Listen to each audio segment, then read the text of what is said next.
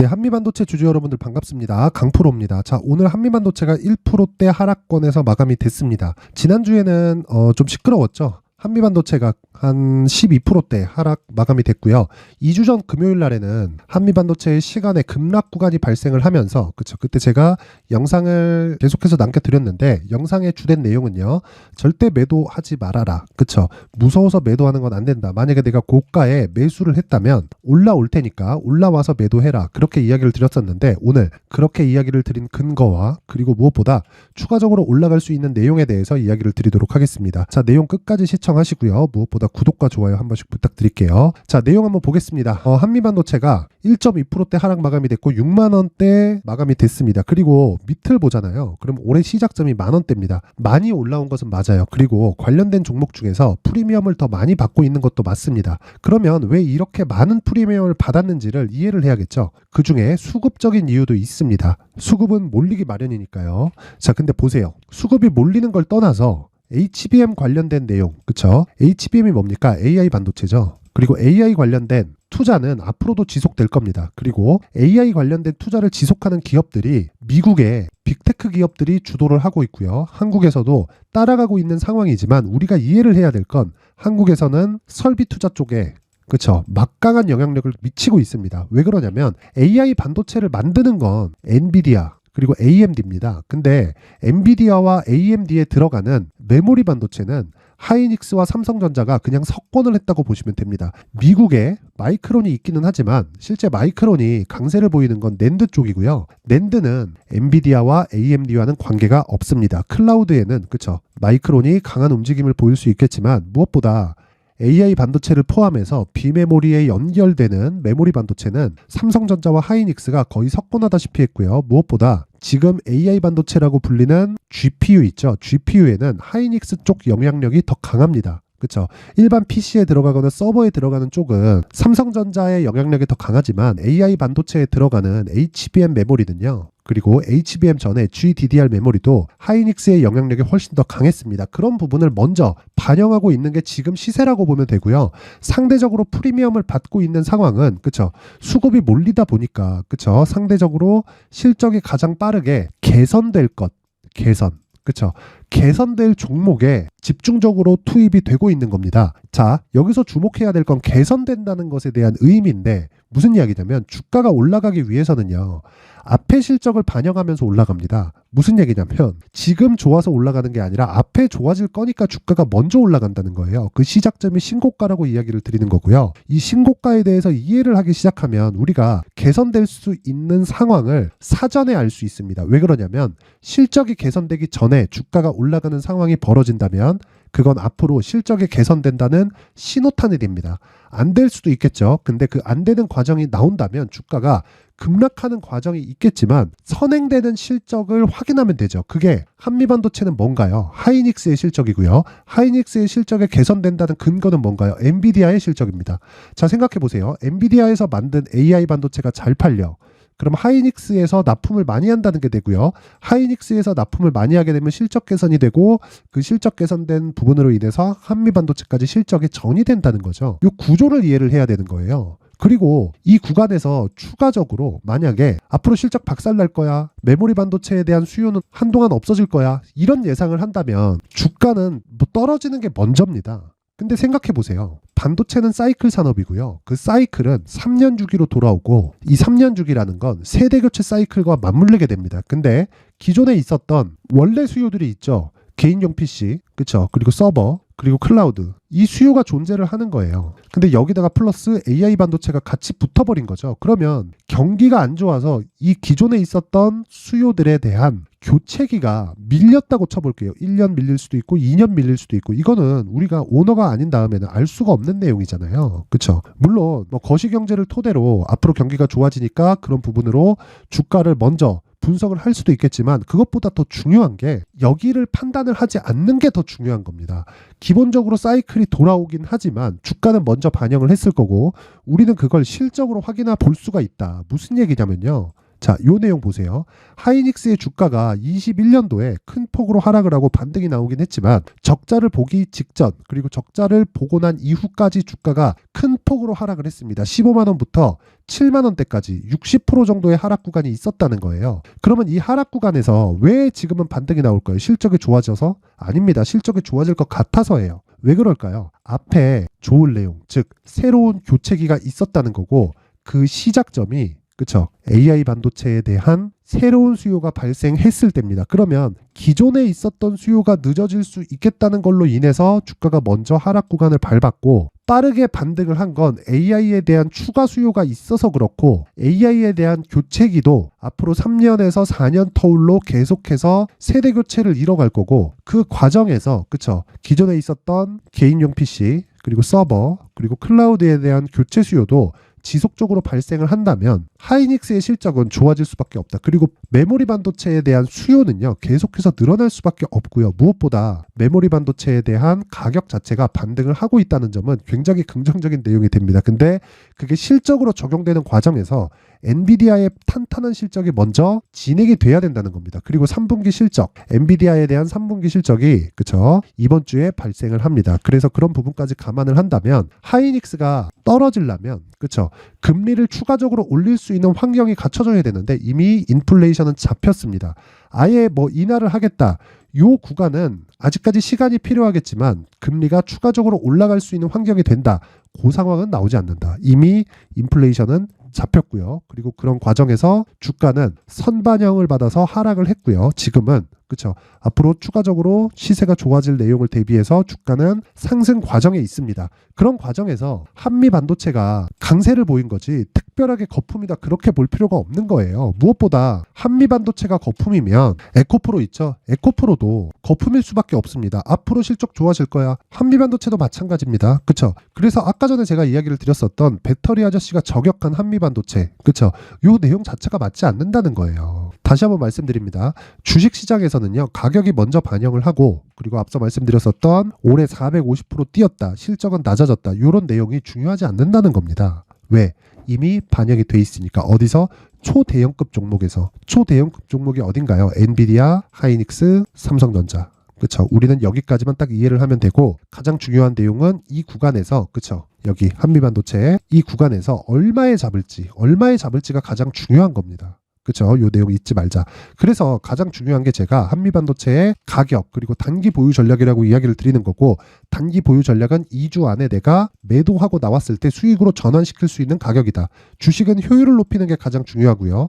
그 효율을 높이는 과정에서 반드시 기억하세요. 가격을 잘 잡는 것만이 답입니다. 앞으로 추가적으로 예상할 수 있는 폭이 나오겠지만 그 예상치를 내가 정확하게 맞출 수 없고요. 사이클이 지연되거나 빨라지는 부분을 내가 사전에 알 수 있는 방법도 없기 때문에 그 시작점인 신고가 구간 이후에 발생하는 매물 소화 과정 그리고 여기에 대형주의 시세를 접목시키면 2주 안에 수익을 낼 수 있는 가격대를 잡을 수 있고요. 이 내용까지 제가 영상에서 이야기를 드리면 너무 긴 내용이 될 수 있기 때문에 여기 19페이지에 걸쳐서 준비를 해놨고 이 내용은 영상 상단에 있는 전화번호로 숫자 3이라고 문자를 보내주시는 분들에 한해서만 제가 한미반도체의 가격 그리고 단기 보유 전략을 공유해 드리도록 하겠습니다. 자, 그리고 더 중요한 내용이 있습니다.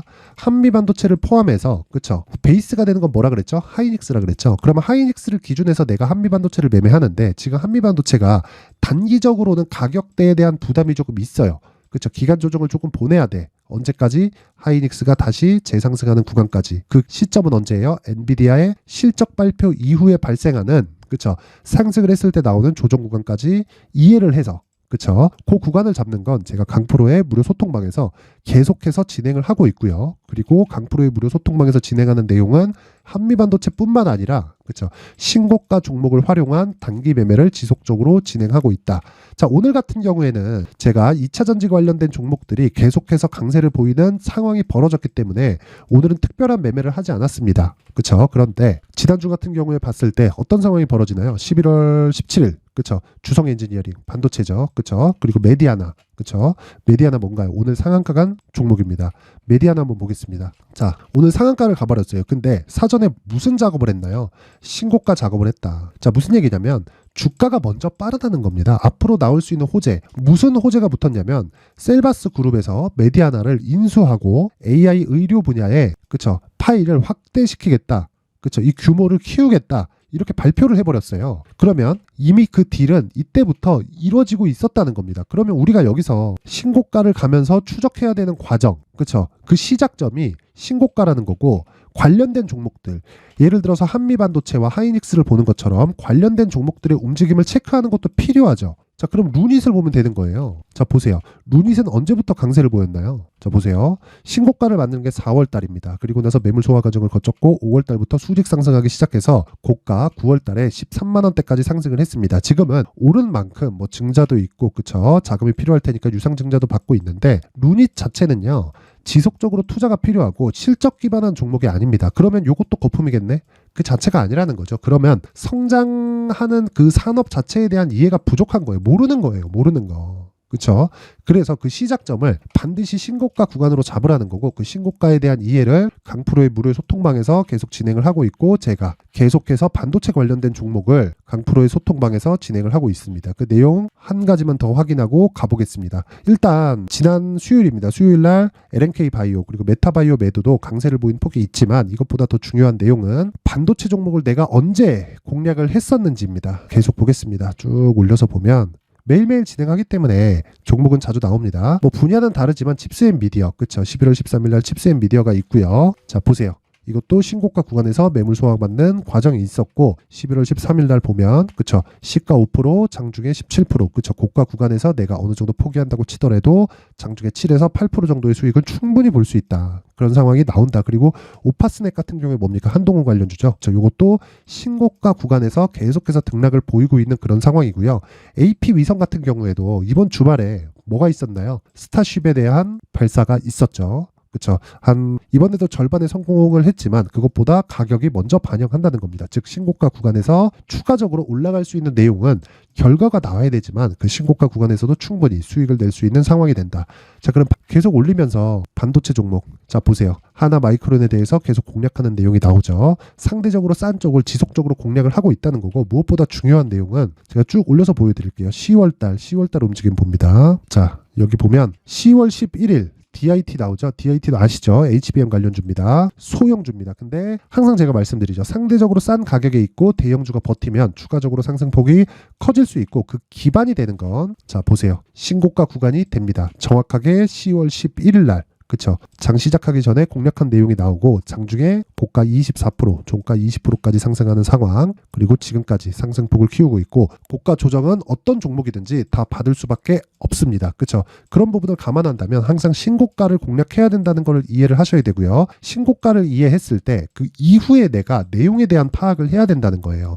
예를 들어서 아까 전에 말씀드렸었던 AI 반도체 수요가 돌면서 기존의 수요가 돌아왔을 때 실적이 추가적으로 좋아질 수 있는 부분 그리고 무엇보다 아까 전에 제가 말씀드렸었던 기존의 수요가 돌아오면 그쵸 AI 반도체에 대한 수요도 교체기에 임박해지게 됩니다. 왜 그런 상황이 되냐면 기존의 수요로 인해서 실적 증가합니다. 그게 하나만 있는 게 아니라 개인용 PC 그리고 서버 그리고 또 뭐가 있죠? 클라우드가 있죠. 그렇죠. 이런 부분을 감안한다면 반도체는 추가적으로 올라갈 수밖에 없고 그 끝은 하이닉스의 실적이 전환될 때까지 진행이 됩니다. 하이닉스의 실적이 피크가 될 때가 아니라 전환기가 나오고 나서 주가가 충분히 오르지 않을 정도의 모습을 보일 거예요. 그래서 고가를 잡으려고 노력을 하지만 않는다면 지금부터 공략을 해야 되는 과정이 필요하고요. 그 내용을 강프로의 무료 소통방에서 진행을 하고 있습니다. 그리고 무엇보다 중요한 내용은 강프로의 무료 소통방에서는 다시 말씀드리지만 신고가 매매만 합니다. 그래서 내가 언제 사고 언제 팔아야 될지 모르겠다 하시는 분들은 무료 소통방으로 입장을 하시고요. 입장 방법은 영상 상단에 있는 전화번호로 참여라고 문자를 보내주시는 분들에 한해서만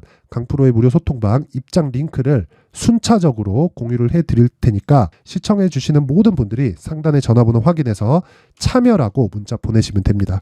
자, 항상 강조드리지만 주식시장에서 가격보다 빠른 건 없습니다. 그리고 가격 외적인 부분은 모두 다 무시하세요. 다시 말씀드립니다. 가격 외적인 부분은 절대 중요한 내용이 없습니다. 그리고 그건 그 이후에 시세가 발생한 이후에 확인하면 되고 시세가 발생하는 그 시작점은 신고가 구간입니다. 자, 항상 시청해 주셔서 감사드리고요. 오늘 영상은 여기까지 하겠습니다. 자, 이제 23년도 다 끝나가지만 매매를 하시면서 스트레스를 받으시는 분들이 있을 수 있습니다. 시장이 항상 그렇긴 하지만 그래도 제 구독자분들과 시청해주시는 분들을 위해서 앞으로 차기 주도주가 될 수 있는 대시세 종목을 준비를 해왔습니다. 단타나 짧은 수익만을 쫓다 보면요, 잦은 손절로 계좌가 망가지는 건 순식간이고요. 그만큼 수익하고는 거리가 멀어지겠죠. 장기간 유지하기가 어렵기 때문입니다. 결과적으로 주식시장에서 돈을 벌기 위해서는요, 어떤 계기를 만들어야 되는데 그 계기는 한 종목에 비중을 실어서요, 수익을 보는 것 말고는 없습니다. 쓸데없이 잦은 매매를 하지 말라는 이야기고요. 그리고 한 종목에 비중을 실을 수 있어야 된다는 겁니다. 그런데 이 비중을 실는 과정에서 성장 산업군에 대한 이해가 필요하다는 겁니다. 이 부분을 반드시 기억을 하셔야 돼요. 자, 이런 성장 산업에 대한 구조와 제가 앞서 말씀드렸던 신고가 그리고 선반영 구조에 대해서 이해를 했을 때 이런 매매를 할 수 있게 됩니다. 2월 7일 강프로의 대시세 종목으로 에코프로 매수가는 17만원 이에서 진행이 됐고요. 그리고 목표가는 50만원부터 자율 매도 구간으로 잡았죠. 예상 수익 범위가 200% 이상으로 되어 있는데 신고가 이후에 선반영 평균치가 200% 이상이기 때문에 그렇습니다. 자, 그런데 에코프로가 2차전지 양극재 기업이죠.